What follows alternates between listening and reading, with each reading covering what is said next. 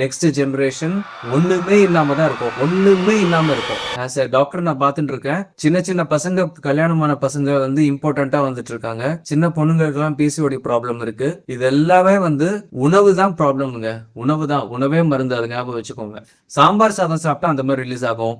ஆமாங்க, ஒயிட் ரைஸ்ல பருப்பு போட்டு சாப்பிட்டா பருப்பு கூட சுகர் ரிலீஸ் பண்ணும். ஒயிட் ரைஸ் வந்து சுகர் ரிலீஸ் பண்ணும். ரெண்டும் சேர்த்து பயங்கரமா ரிலீஸ் பண்ணும்போது நம்ம இன்சுலின் அந்த அளவுக்கு சுரக்க முடியல பேங்க்ரியாஸ்னால.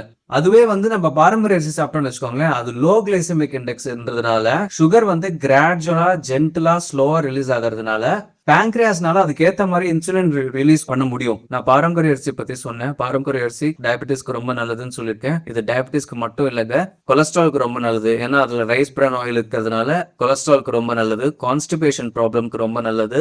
ஹீமோகுளோபின் ப்ராப்ளம்க்கு ரொம்ப நல்லது. ஏன்னா அதுல வந்து ஆந்தோசைனன்ஸ் இருக்கு. அதுல நிறைய அயன் கண்டென்ட் இருக்கு மாப்பிள்ளை சாம்பார ஒரு சில பாரம்பரிய அரிசியில. இந்த மாதிரி ஒரு அரிசிக்கும் ஒரு பெனிஃபிட் இருக்குங்க.